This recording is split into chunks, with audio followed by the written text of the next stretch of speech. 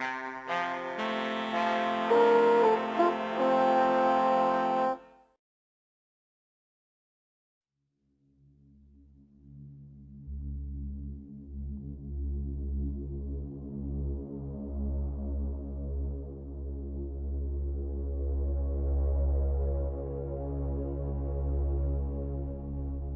horseshoe crab is a living fossil, but so is the Daily Mirror.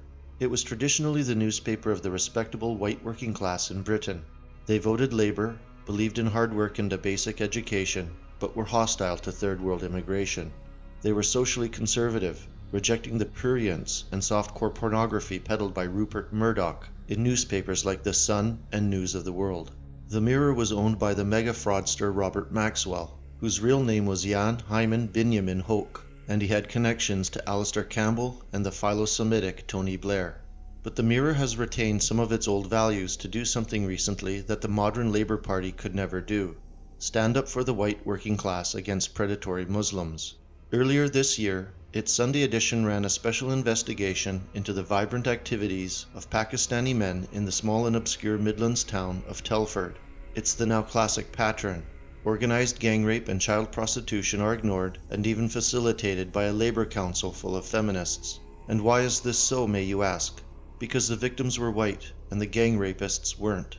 At present, we simply don't yet know the full extent of Muslim pathologies in the UK, but the grooming gang phenomenon is a grim indication of a wider social mindset that awaits Great Britain in the looming decades to come.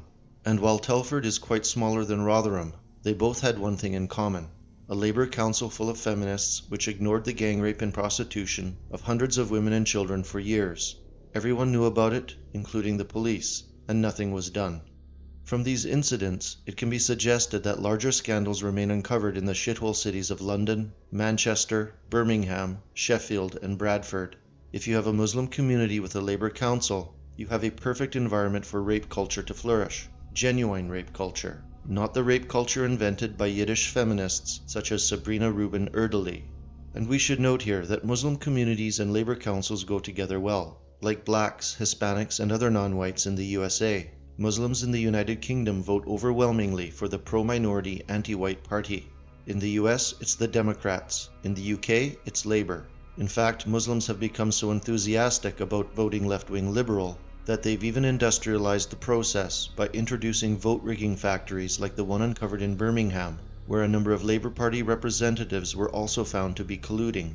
But such stories hardly ever make it into mainstream consciousness for a variety of reasons. For one, the BBC is packed full of feminists and liberals from top to bottom. None of them would ever challenge a non-white male about the rape culture that Britain has imported from third world nations like Pakistan, Jamaica, or Somalia. They've also collaborated in the widespread cover-up of non-white rape culture. This began to slip into the mainstream after the Rotherham scandal, but has since been righted. As Douglas Murray pointed out at The Spectator, the BBC did its best to ignore, then minimize the Mirror's new revelations about Telford. The Guardian did the same. It had a brief story under the headline, "Up to 1,000 children may have been victims in worst UK abuse ring." There was absolutely no mention of race or religion in the story. Generic children were the victims of generic men. Yet race and religion are not second-order questions when attempting to comprehend such behavior. They are central in understanding as to why it happens. The reality of sex crime in Britain is that not only are non-white Muslims and blacks committing much of the rape at present, they are perpetrating it in its most heinous forms, exemplified in a recent incident where blacks poured caustic soda over the victim, chemically disfiguring much of her body. And there cannot be any doubt that the vicious brutality of these crimes derives from a deep-seated hatred of European people, and in particular, a desire to humiliate, dehumanize, and dominate these white female victims. This is what combatants did long ago during military campaigns in enemy lands, and so it is today. Unfortunately, it is the wrong patriarchal group in question with an inappropriate color of skin, and feminized liberals won't help the victims based on these two criteria alone. As for British officialdom, it's been worse than complicit. In Rotherham, the police arrested white fathers who attempted to rescue their daughters from Muslim rapists. During the Telford horrors, police used the term consensual to describe sexual relationships between adult Muslim men and white girls who were sometimes as young as 11. That's how the police justified their inaction. Within a feminist frame of reference, this is absolutely shocking. There was a vast imbalance of power between the men and the girls. just as there was between Harvey Weinstein and the aspiring actresses on whom he preyed. Feminists have already written millions of words about Weinstein and the #MeToo campaign, but there has been no feminist analysis of power imbalances, misogynist abuse, and police inaction in Telford, Rotherham, Oxford, Rochdale, and many other British towns and cities. Now compare the police response when the victims of crime belong not to the white working class, but to a sacred minority. The Community Security Trust, or CST, assiduously collects examples of anti-Semitism and publishes an annual report which sets them before the appalled gaze of parliamentarians and the media. The CST regards such things as graffiti at bus stops or bacon thrown over synagogue walls as worthy of inclusion in the report. On the basis of such trivia, the Home Secretary Amber Rudd used the CST's annual dinner to pledge £14 million towards security measures for British Jewry in 2018 alone, with greater financial pledges in the years to come. The Jewish Chronicle noted that the CST dinner also hosted Cressida Dick, the Metropolitan Police Commissioner, the chief constables of police forces from across the country, and leading politicians from every major party. As hinted at in the foregoing, it has been shown in court that anti-white racism has become the primary motivation in the rape and murder of white British women at present, but there is no officially backed white equivalent of the CST collecting data on anti-white racism towards the production of an annual report.